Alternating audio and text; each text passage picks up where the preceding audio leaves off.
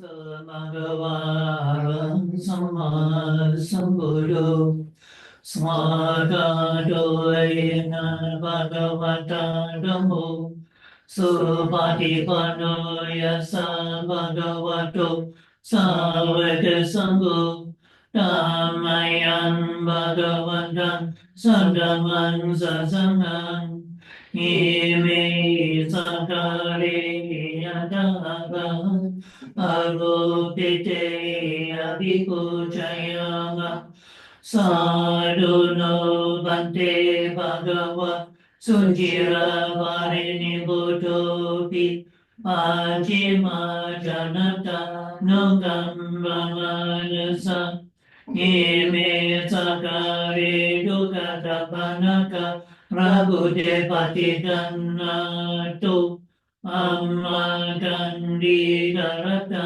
Etaya Sukaya Aram Sama Sambuddho Bhagava Buddhan Bhagavantam Abhivadi Swagato Bhagavata Namo Dhamman Namasami Supatipanno Bhagavato Savaka Sangho Sangham Namami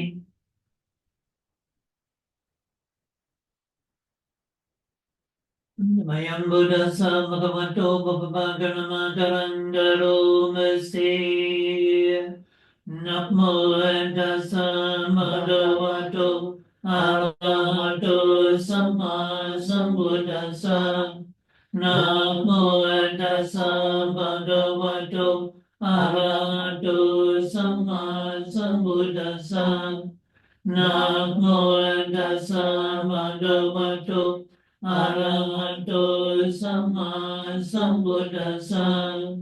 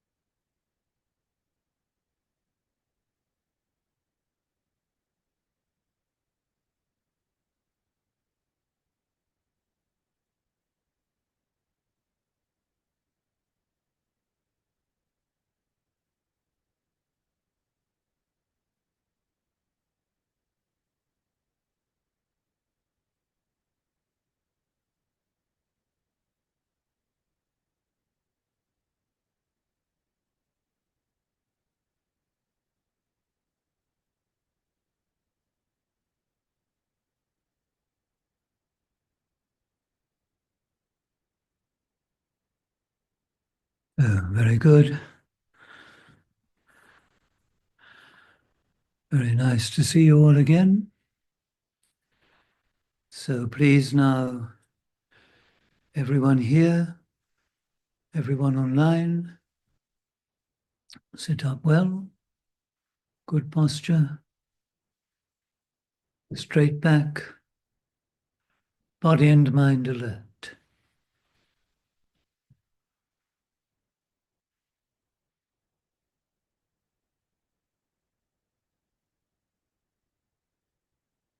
And you close your eyes.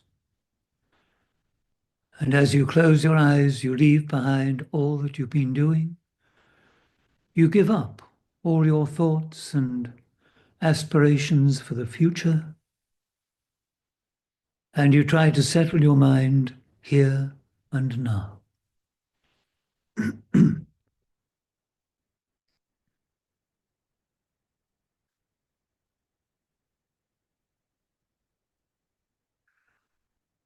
And we begin by bringing to mind the Buddha, reminding ourselves of our great teacher and inspiration, recollecting his perfect mind,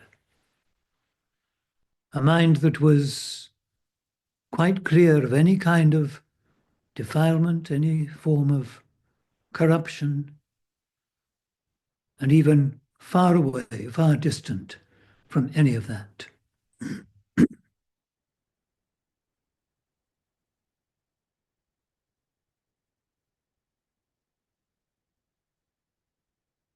A mind, too, of infinite compassion. A truly wonderful, remarkable, inspiring being, perfect in knowledge and conduct.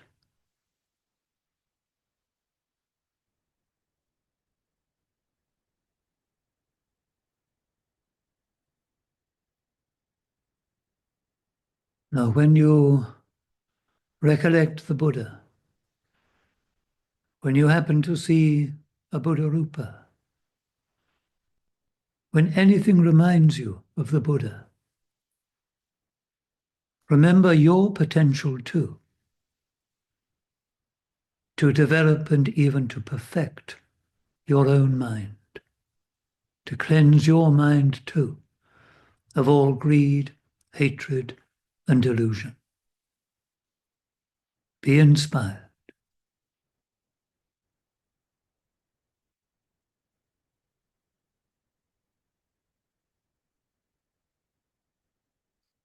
And never forget, on this journey, this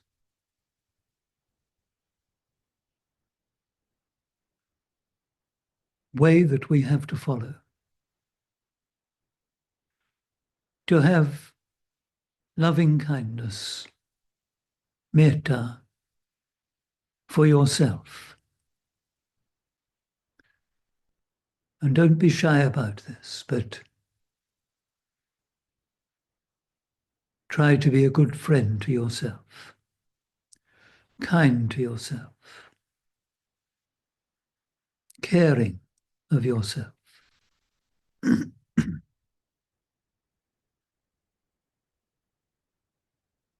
And most certainly, be pleased with your merits, your good qualities, even rejoice in them. We're all a mix of good and not so good. But be thankful for the good and do your best to encourage that, develop that.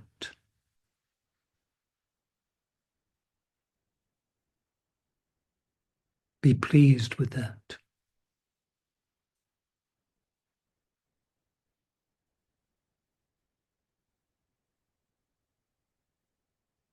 But also keep your feet on the ground and accept things as they are, at least for now. And of course, with others, to be kind to them, caring of them, appreciate their good qualities, and again, be accepting of them.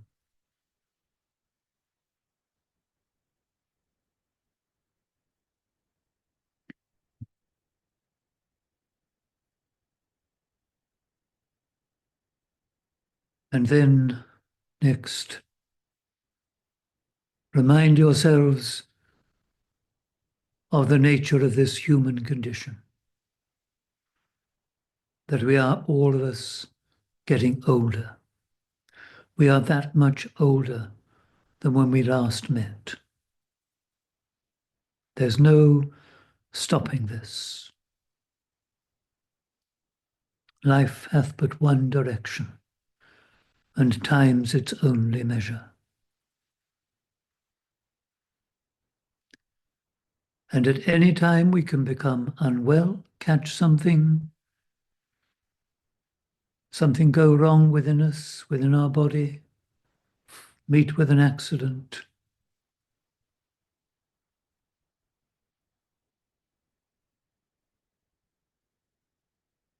And of course, eventually, sooner or later, every one of us will die.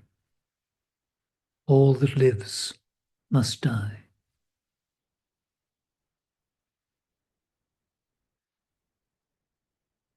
And that's the human condition: aging, sickness, and death.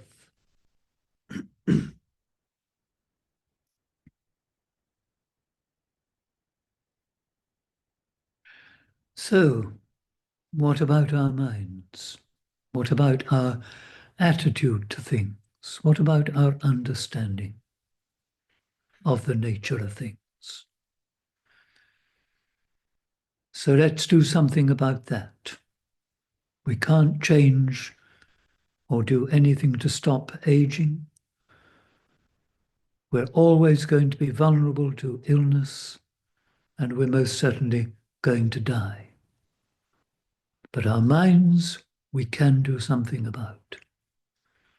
So sit up well and put your energy now into, first of all, gathering and concentrating your mind,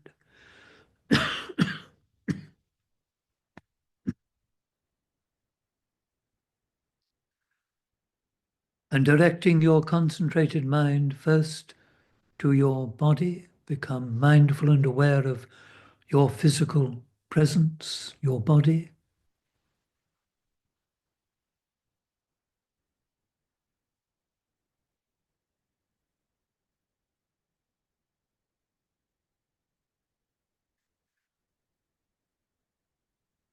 Be quite still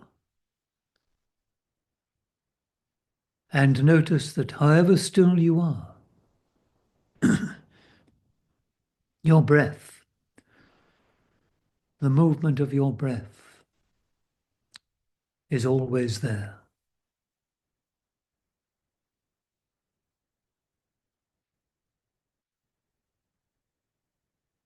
Now mark how and where you perceive the breath,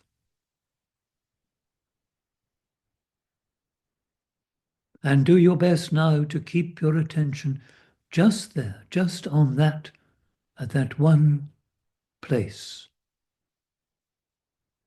So now you are aware of, mindful of each incoming breath, each outgoing breath. That's all you have to do now. Watch your breath. Be mindful as you breathe in, mindful as you breathe out.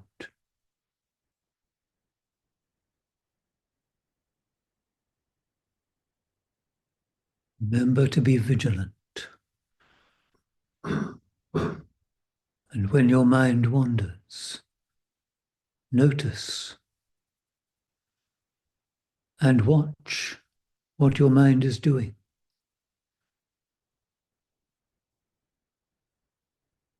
Just watch and then stop it. Let it go, whatever it is, the thinking, the dreaming, and find the breath again.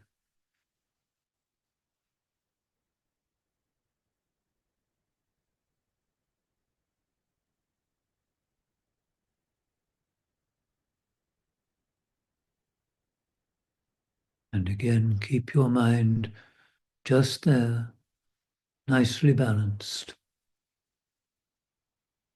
watching each in-breath, each out-breath. And if you notice yourself thinking or dreaming again, then just be mindful and aware. Know that you're thinking, dreaming, feeling. If you feel angry or upset,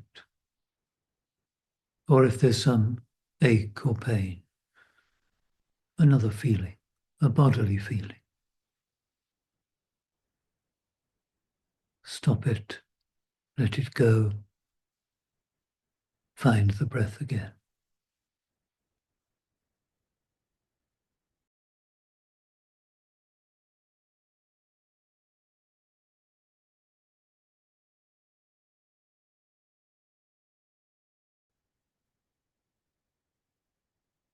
So you're all sitting very well, very still, very quietly. Try to keep that up now. But instead of just concentrating on your breath while I'm talking, just listen. Just practice listening.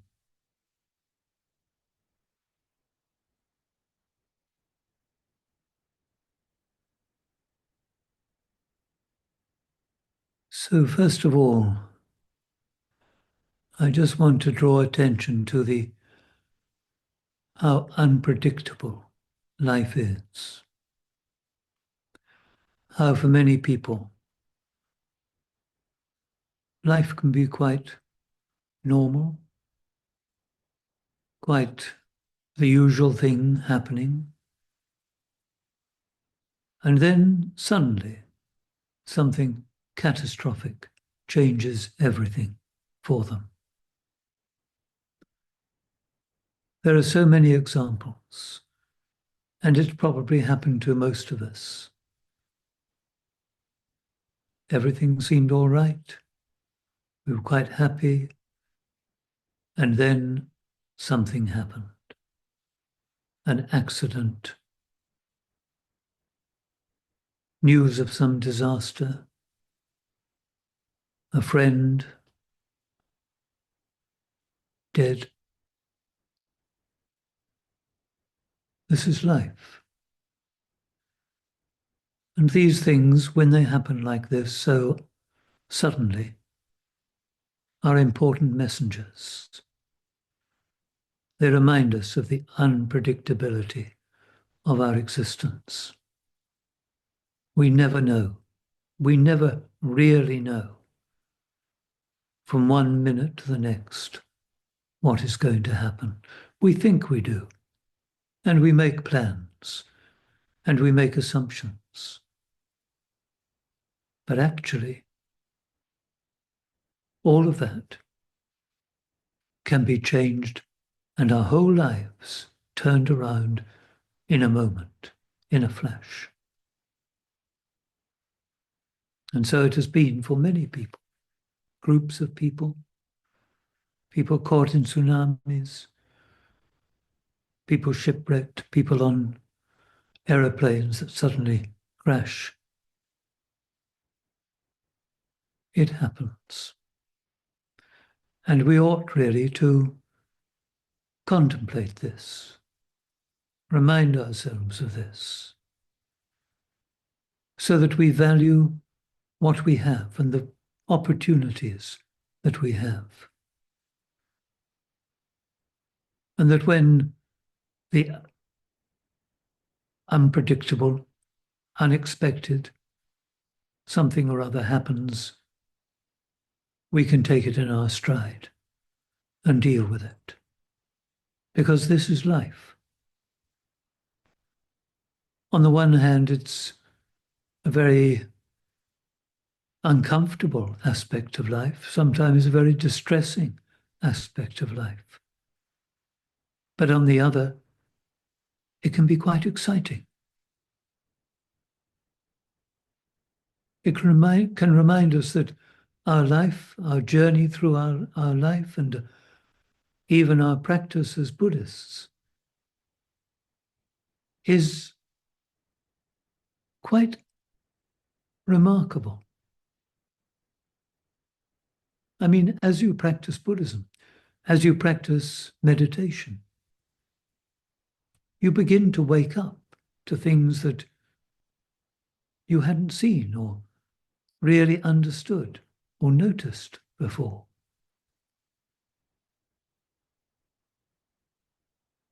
And it changes your aspect, the aspect of life.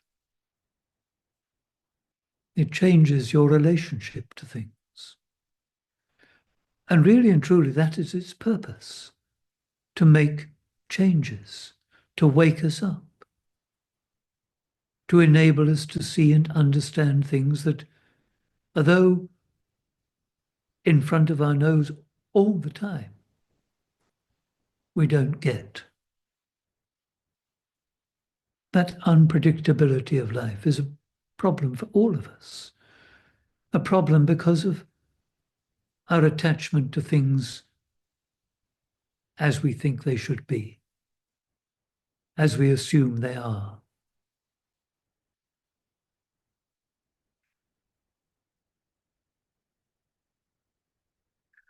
Really and truly, there's only two certainties in life. Ajahn Chah used to go on about this.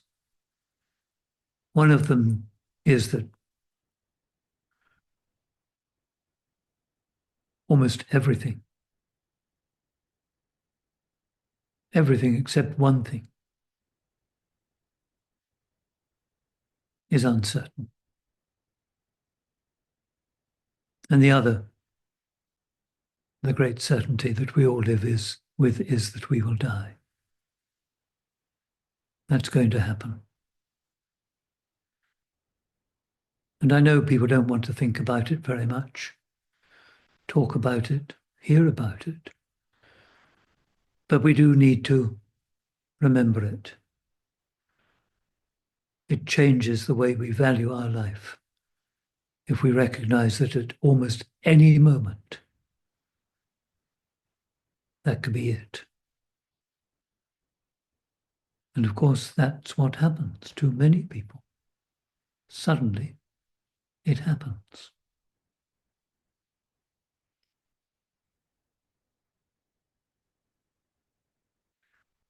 So prepare yourselves by contemplating this, remembering how unpredictable life can be, and doing your best to wake up to the moment, to being here and now. Almost every time we meet, I remind you that this is really all we have. I mean, the past is gone. It's a memory. It has its effect on us. It's conditioned us in some way or another. But actually, it's gone. It's over. And the future hasn't come. Tomorrow never comes. It's always tomorrow.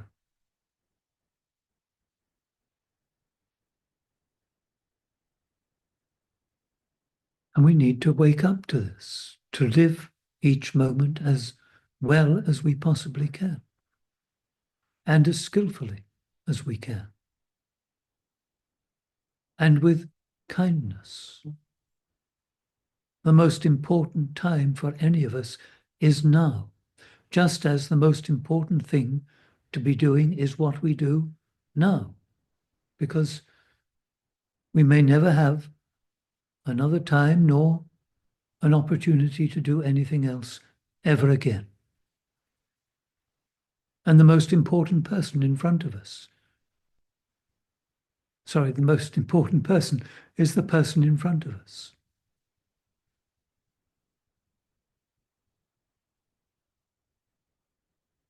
And it's important that we try to treat that person in front of us with kindness.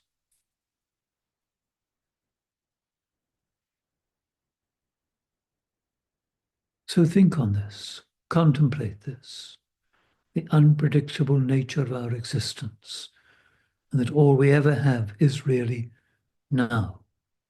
And here are our opportunities to make changes to ourselves, our existence, and the direction that our life has been taking. And this, of course, is Buddhist practice. We acknowledge, we go on about change over and over again. The Buddha pointed this out. His first great discourse after setting in motion the wheel of Dhamma, his second major discourse. He refers to change, impermanence. And over again, he points to this.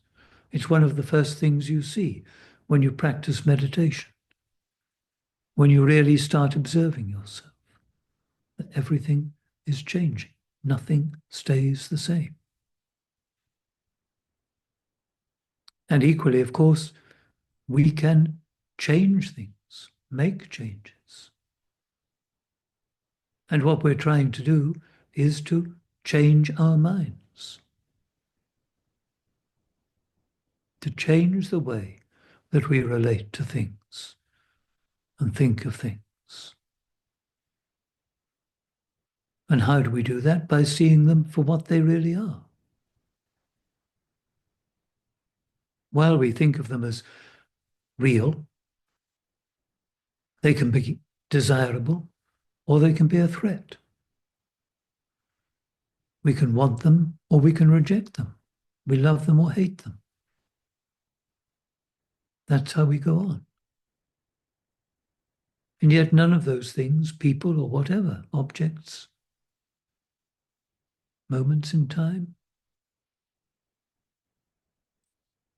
are really and truly real. They all are changing.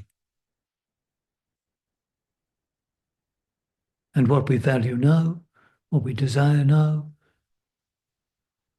in a short while, we will be tired of. Whatever seems so important that we fight over, really and truly, we discover isn't that important. What is important, of course, is our attitude to things. All these wars and troubles, all these strong attachments and desires, these loves and hates, are all over, in a way, nothing at all. Terrible things happen. People suffer dreadfully. People do terrible things. And yet for what? For why? At the end of the day. And in a little while, it's all forgotten about. Yes, in a few years, it becomes history.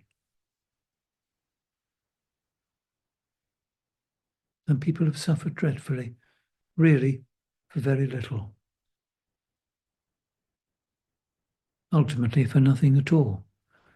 And yet, all that bad karma, all those unskillful and harmful actions and attitudes have been registered. And they go on and on. That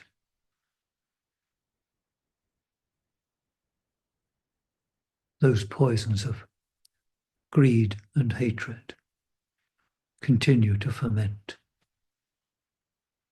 and do their damage.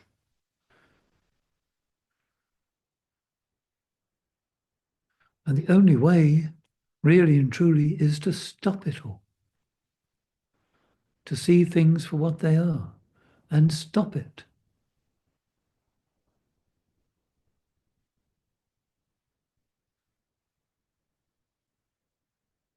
It's no point, it's no good just taking sides and saying, oh, well, those are terrible. And of course, they may be terrible, but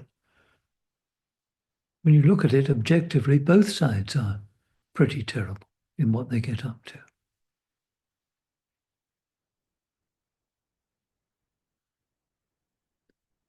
So be careful, don't take sides. And be careful about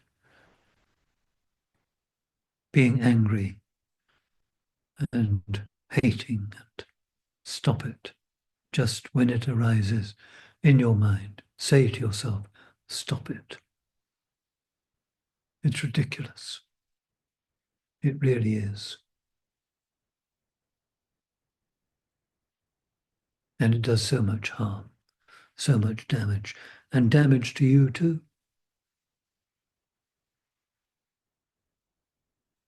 It's often said that the only way out of all this is love.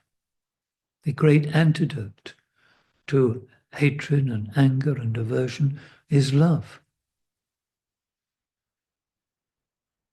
And people fear that because it seems a bit sentimental and a bit soppy. But properly speaking, love isn't sentimental. It doesn't deny that some things are not good. It sees things for what they are and makes a skillful, careful judgment and doesn't get lost in what is harmful and hurtful.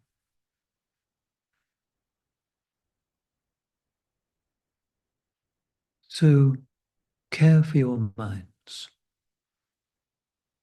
and do your best to change your minds by seeing things for what they really are and remembering that life is so unpredictable. And what is really of value is this moment and doing your best in this moment to do what is kind and good and decent and skillful. Use your practice to wake up to the true nature of things. And of course, be happy, be really happy and kind and careful. And that's enough from me for tonight.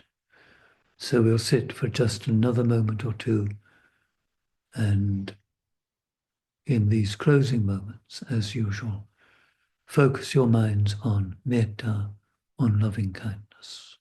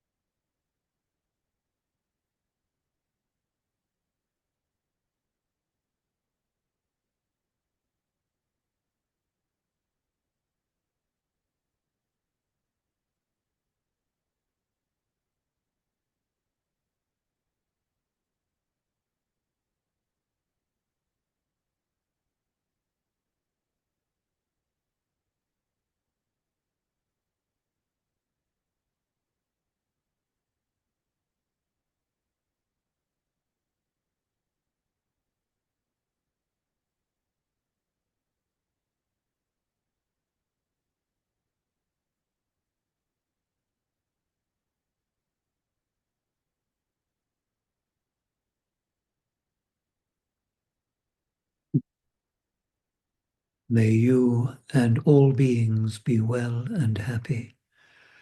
May you and all beings be free from all suffering. May you and all beings realize for yourselves the secure peace of Nibbana.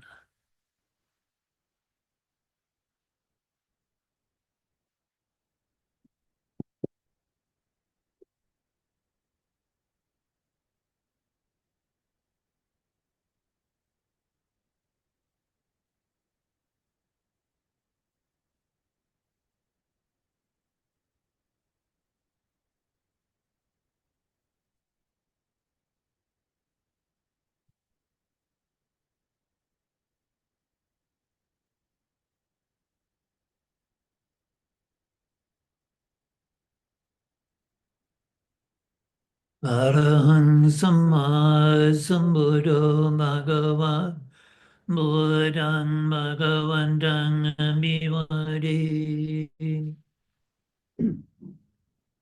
Swagato Bhagavanta Dhammo Dhamman Namasami Supatipanno Bhagavato Sāvaka Sangho Sanghaṃ Namāmi.